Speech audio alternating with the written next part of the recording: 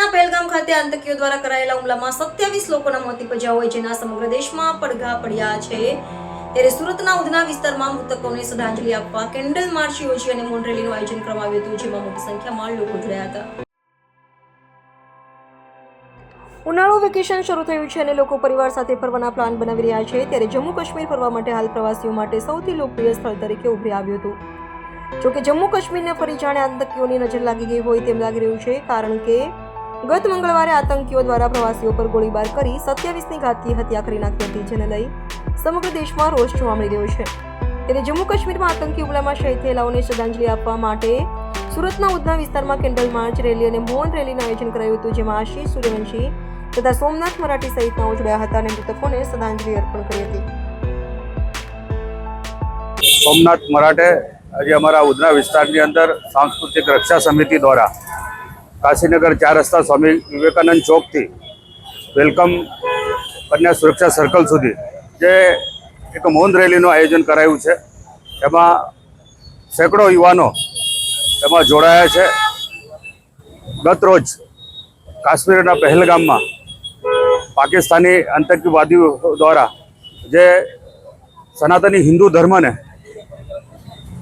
ધર્મના લોકો પર વિશેષ એમને નામ પૂછીને જે એમની ઉપર ગોળી ચલાવવામાં આવી છે અને એકદમ ક્રૂરતાથી જે 27 લોકોની જે હત્યા કરવામાં આવી છે, અનેક લોકો એમાં જખમી પણ છે। ભારત દેશમાં તમામ શહેરોમાં અને તમામ સનાતનીઓમાં ખૂબ મોટો આક્રોશ છે। સરકાર જે એમની પહેલ કરી રહી છે, રાતથી જ આપણા દેશના આદરણીય ગૃહમંત્રી અમિતભાઈ શાહ સાહેબ ત્યાં કાશ્મીર પહોંચ્યા છે અને તમામ પરિસ્થિતિનો એમને જાયજો લીધો છે અને તાત્કાલિક અસરથી જે આ પાકિસ્તાનના જે આતંકવાદી જ્યાંથી આવ્યા છે એમની ઉપર સર્જિકલ સ્ટ્રાઇક થાય અને આ દેશની જે ઈચ્છા છે આ આતંકવાદી કાયમી માટે એનો નામો નિશાન। નમસ્કાર, હું આશીષ સૂર્યવંશી, सांस्कृतिक रक्षा समिति अध्यक्ष।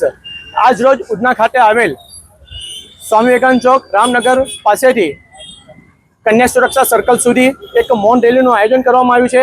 આ મૌન રેલીમાં ઘણી મોટી સંખ્યામાં યુવાઓ અને બહેનો જોડાયા છે।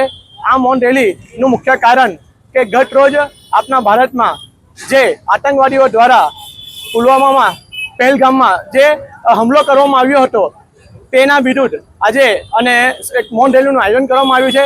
સાથે સાથે સરકારશ્રીને એક સંદેશો આપવા માંગીએ છીએ કે જે પ્રમાણે આપણે સર્જિકલ સ્ટ્રાઇક કરવામાં આવી હતી તે પ્રમાણે આ વખતે પીઓકેનો કબજો લઈ અને કરાચીના ઉપર સામી છાતી આપણે હુમલો કરવો જોઈએ। જે પ્રમાણે આ કાયરતાપૂર્વક દર વખતે આપણે પાછળથી હુમલો કરે છે, પણ આપણે આ વખતે સામી છાતીએ જઈ એમના પર હુમલો કરવાની જરૂરત છે।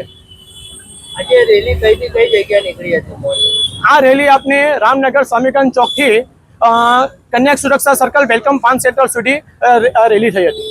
કેટલા લોકો જોડાયા હતા? શું મેસેજ આપો? આ રેલીમાં 500થી વધુ લોકો જોડાયા છે અને હું તમામને વિનંતી કરવા માંગુ છું કે આ જે આતંકવાદીઓ દ્વારા નામ પૂછીને ગોળીઓ મારવામાં જે ખૂબ જ નિંદનીય છે।